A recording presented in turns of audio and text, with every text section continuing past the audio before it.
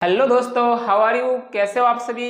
अच्छे होंगे, मस्त होंगे और अपनी पढ़ाई में व्यस्त भी होंगे। प्रिय विद्यार्थियों, ध्यान दीजिएगा। आज हम इस वीडियो के अंदर डिस्कस करने वाले हैं एक कोशिका का अगला कोशिकांग और अंतिम कोशिकांग जो हम पढ़ने वाले हैं, जिसका नाम है रसधानी। रसधानी वैक्यूल्स है, इसको हम पढ़ने वाले हैं। ये किस प्रकार कोशिका के अंदर कोशिका के कार्य में सहायता करता है। आइए शुरू करते हैं। सबसे पहले हम देखते हैं कि ये जो आपको सामने चित्र दिख रहे हैं, एक जंतु कोशिका का है और एक पादप कोशिका का है। तो आप इन दोनों चित्रों को देख रहे होंगे तो आपको इसके अंदर जो ये वाला भाग दिख रहा है, ये क्या कहलाता है? रसधानी, जो कि क्या है? जंतु कोशिका की रसधानी है। इस चित्र के अंदर पादप कोशिका का चित्र है, जिसके अंदर जो दिख रहे होगी ये बड़ा सा भाग, तो ये भी क्या है? रसधानी होगी। तो एक तो आपको इसमें से चित्र देखने से ही पता चल गया होगा कि जो पादप कोशिका है उसके अंदर रसधानी बहुत बड़ी दिख रही है, जो कि जंतु कोशिका उसके अंदर जो रसधानी है वो थोड़ी छोटी दिख रही है। तो आइए हम बात करते हैं। सबसे पहले हम देखते हैं कि रसधानी एकल झिल्ली युक्त संरचना होती है। एकल झिल्ली युक्त क्या होती है? संरचना होती है। तो ये झिल्लीबद्ध एक संरचना है रसधानी, इसके अंदर भी देखो ये झिल्लीबद्ध संरचना है। अब हम बात करते हैं कि ये संग्राहक थैलियां हैं। कैसी थैलियां हैं? ये ऐसी थैलियां हैं जो संग्राहक हैं। संग्राहक मतलब इन थैलियों के अंदर पदार्थ को स्टोरेज करने की, पदार्थों को संग्रहण करने की क्षमता होती है। अर्थात ये मुख्य रूप से इनका कार्य क्या होगा? पदार्थों को संग्रहण करना।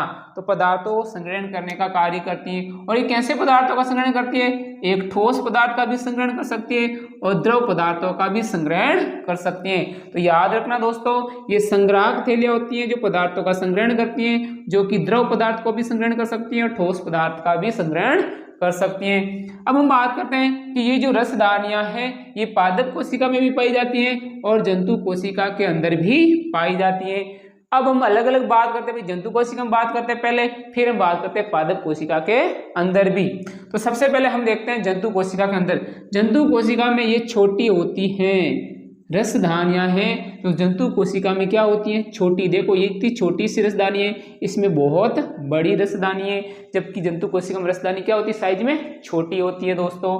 और क्या होती है? अस्थायी होती हैं। जंतु कोशिका में जो रसधानी होती है वो अस्थायी होती है, कोई परमानेंट नहीं होती है। जैसे इस जंतु कोशिका को आवश्यक लगा कि उसको पदार्थों का संग्रहण करना है, कोशिका रसधानी बन गई, पदार्थों को संग्रहण कर लिया, लगा कोई काम नहीं है, तो ये झिल्ली जो रसधानी है वो क्या होगी? गायब हो गई। तो इसका मतलब जंतु कोशिका में जो रसधानी वो कैसी होती है? अस्थायी होती है। अब बात करते हैं जंतु कोशिका में जो रसधानी है वो कैसे पदार्थों का संग्रहण करती है। तो जंतु कोशिका पदार्थ में ग्लूकोज का संग्रहण करती हैं, ग्लाइकोजल का संग्रहण करती हैं और प्रोटीन का संग्रहण करती हैं। तो याद रखना दोस्तों, जो जंतु कोशिका होती है उसके अंदर किसका संग्रहण करेगी?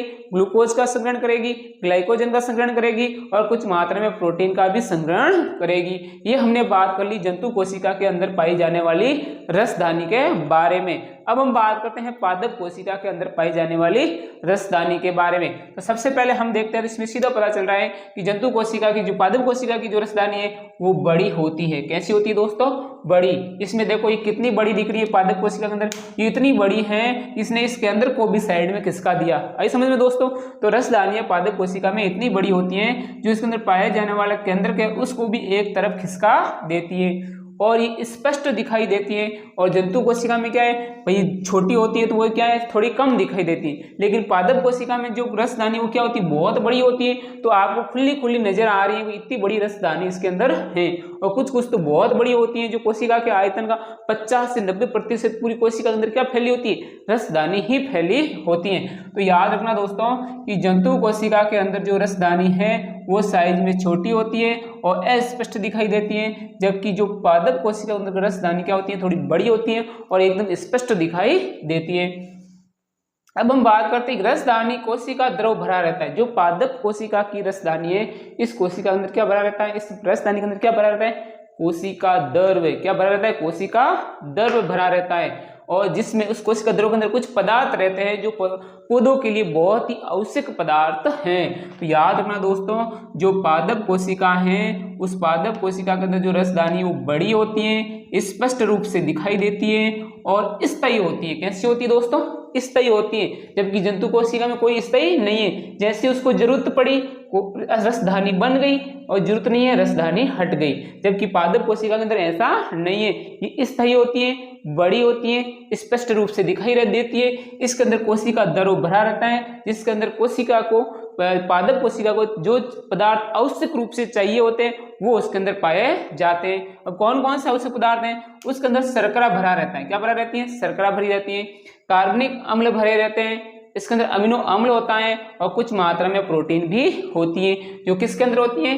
पादप कोशिका की रसदानी के अंदर संग्रहण रहती है।